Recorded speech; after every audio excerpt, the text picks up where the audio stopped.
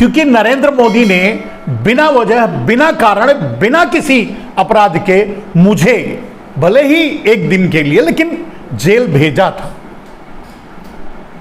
उस समय एक ब्राह्मण के दिल पर चोट लगी थी और मैंने श्राप दिया था कि नरेंद्र मोदी जी, आप जिस संसद को बनवा रहे हो उसमें आप नहीं बैठ पाओगे, उसमें आप नहीं जाओगे।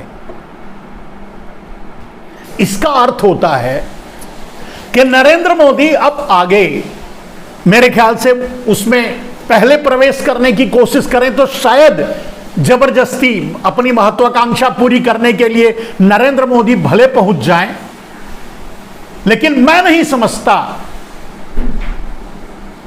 और ईश्वर इतना कठोर नहीं हो सकता। वैसे मैं कोई ऋषि नहीं हूं, मैं तो एक घरेलू संत हूं। मेरे दिल को तकलीफ लगी, मैंने ये बात कही, मुझे दर्द हुआ, मुझे फील हुआ, मैंने इस बात को कहा। लेकिन मुझे भरोसा है अपने ईश्वर पर कि नरेंद्र मोदी को इस संसद में भेज करके ईश्वर मेरा अपमान नहीं करेगा। नरेंद्र मोदी इस संसद की कुर्सी पर नहीं बैठेंगे। पहले उद्घाटन करके एक दो दिन भले बैठ जाएं, इसका अर्थ यह है कि नरेंद्र मोदी अब आगे प्रधानमंत्री नहीं बनेंगे, यह तो सच है। लेकिन यह भी सच है कि नरेंद्र मोदी संसद में भी नहीं पहुंचेंगे। उन्हें फिर से गुजरात का मुख्यमंत्री बनना होगा, अपने भाइयों को जाकर के फिर से ब्लैक मनी के जरिए संभालना होगा, फिर से उन्हें गुजरात की राजनीति में वापस लौटना होगा। लेकिन देखते हैं, यह आगे की बात है। अच्छे दिनों का अगर लेखा जोखा देखा जाए तो रुपया रसातल में पहुंच चुका है, बेरोजगारी सबसे उच्च स्तर पर पहुंच गई है, महंगाई लोगों की कमर तोड़ रही है और देश पर, आम आदमी पर, देश पर है तो आम आदमी पर भी है, क्योंकि अडानी तो कर्ज लेता है, अडानी जैसे लोग तो कर्ज लेते हैं, उस कर्ज का बोझ आम आदमी पर पड़ता है। तो देश को कर्ज के बोझ तले दबाया गया। यही है अच्छे दिनों का लेखा जोखा, इससे अलग कोई लेखा जोखा नहीं है। अच्छे दिनों के बारे में अगर बात करें तो मेरे दोस्त, कांग्रेस पार्टी ने 500 रुपए में गैस सिलेंडर राजस्थान में देने का निर्णय लिया है। आगे अगर देश समझदारी दिखाएगा, कांग्रेस सत्ता में आएगी तो शायद महंगाई से छुटकारा मिले। और इसी को तो कह करके रामदेव से कहलवाकर, रविशंकर से कहलवाकर 35 रुपए में जो पेट्रोल देगा, 350 रुपए में गैस सिलेंडर देगा, आप उसको वोट दोगे या 500 रुपए में, उस समय 400-500 के आसपास था, तो 500-700 रुपए में जो गैस सिलेंडर देगा और 70 रुपए में पेट्रोल देगा, उसको वोट दोगे? आज तो सामने यह है कि 100 रुपए में जो पेट्रोल देगा उसको वोट दोगे कि 60-70 रुपए में पेट्रोल देगा उसको वोट दोगे? 1200 रुपए में सिलेंडर देगा उसको वोट दोगे या 500 रुपए में सिलेंडर देगा उसको वोट दोगे? अब यह देश को तय करना है। देश क्या तय करेगा, यह देश पर छोड़ देते हैं, देश अपना निर्णय ले ले। मेरे दोस्त,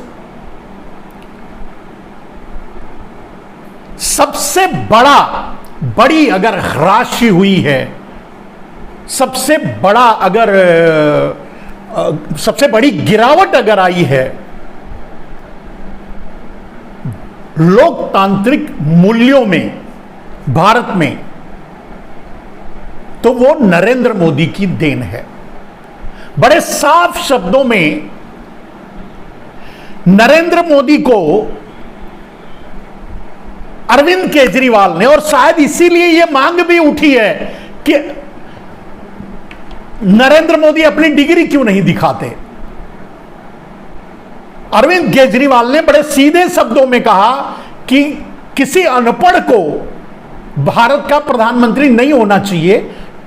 उन्होंने शायद इस तरह से कहा था कि भारत में पहली बार इतना कम पढ़ा लिखा आदमी प्रधानमंत्री बना है और इसीलिए देश परेशान है। शायद इसी के लिए उनके डिग्री की बात चल रही है कि नरेंद्र मोदी अपनी डिग्री दिखाएंगे क्या?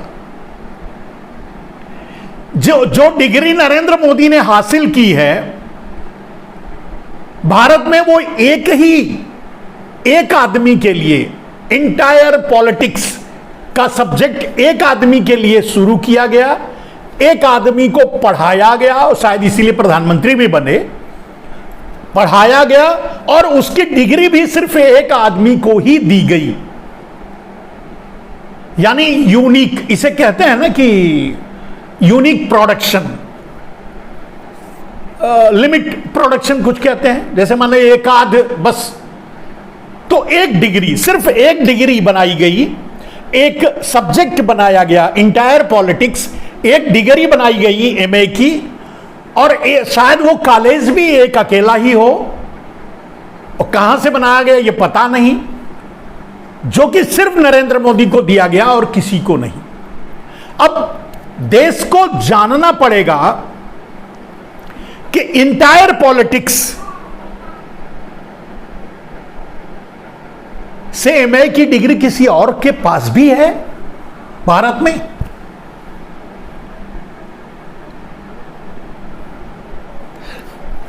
लोग जानने की कोशिश करेंगे तो नरेंद्र मोदी सारे स्कूलों को बंद कर देंगे, और शायद इसीलिए गुस्से में आकर के नरेंद्र मोदी ने सारे स्कूलों को बर्बाद भी किया। मैं नहीं पढ़ा, तू भी नहीं पढ़ेगा, कोई नहीं पढ़ेगा। लेकिन सवाल यह है कि अरविंद केजरीवाल ने नरेंद्र मोदी को सीधे अनपढ़, गंवार, मूर्ख कह दिया। एक प्रधानमंत्री पर इतना बड़ा आक्षेप सीधे, और एक मुख्यमंत्री अगर लगाए तो केस भी बनता है, जांच भी बनती है। लेकिन मैंने कहा ना कि नरेंद्र मोदी खोदी खोदा में भांडा फोड़ हो जाएगा, इसीलिए चुप, आरएसएस भी चुप। अब देश को समझना है, उन 80 करोड़ लोगों को, 140 करोड़ भारत के सारी जनसंख्या को यह समझना है। अब तो 80 करोड़ के हाथों में कटोरा है, अब 140 करोड़ के हाथों में कटोरा देने वाले हैं नरेंद्र मोदी। 5 किलो अनाज, मुफ्त अनाज का कटोरा 180 करोड़ लोगों को देने वाले। 100, माफ कीजिएगा, मैं नरेंद्र मोदी नहीं हूं, 140 करोड़ लोगों के हाथों में कटोरा देने वाले हैं। तो 140 करोड़ लोगों को सोचना पड़ेगा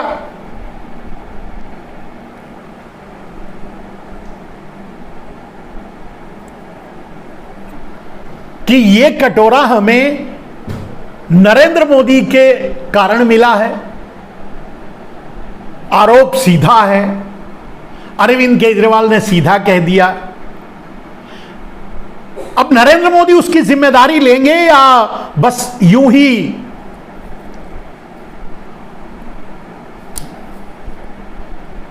मैंने कहा कि पूछ छुपाए छुपाए फिर रहे हैं भारतीय जनता पार्टी के और आरएसएस के लोग। नहीं तो अब तक तो केस हो जाना चाहिए था अरविंद केजरीवाल पर। अरविंद केजरीवाल ने जो आरोप लगाया वो अरविंद केजरीवाल ही लगा सकते हैं, और वो इसलिए लगा सकते हैं कि वो भी, उन्हें पता है कि मैं भी तो आरएसएस का ही हूं। देश नहीं तो हम दोनों को तो एक ही, हम गुरु भाई हैं। अब ऐसा तो है नहीं कि नरेंद्र मोदी अरविंद केजरीवाल पर कोई केस करेंगे या अरविंद केजरीवाल नरेंद्र मोदी पर। दोनों मिलकर के आरएसएस के पास जाएंगे, फैसला हाई कोर्ट में होगा, यानी आरएसएस में होगा। फैसला नागपुर से आएगा कि भाई कौन चुप रहेगा, कौन बोलेगा। आपको भी मैंने हजारों बार यह बात साबित की, कहा, बताया कि अरविंद केजरीवाल कांग्रेस, आरएसएस की बी पार्टी है, यानी भारतीय जनता पार्टी ए है और आरएसएस और आप पार्टी बी है। दोनों ही आरएसएस के दत्तक पुत्र हैं। टू पार्टी इलेक्शन का कॉन्सेप्ट, जैसे आरएसएस और आरएसएस के विचारकों ने आजादी से पहले to nation theory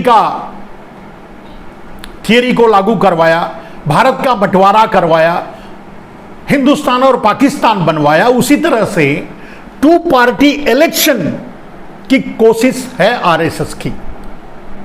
American democracy लाने की कोशिश है। इस लोकतंत्र से आरएसएस और मोदी को खतरा है।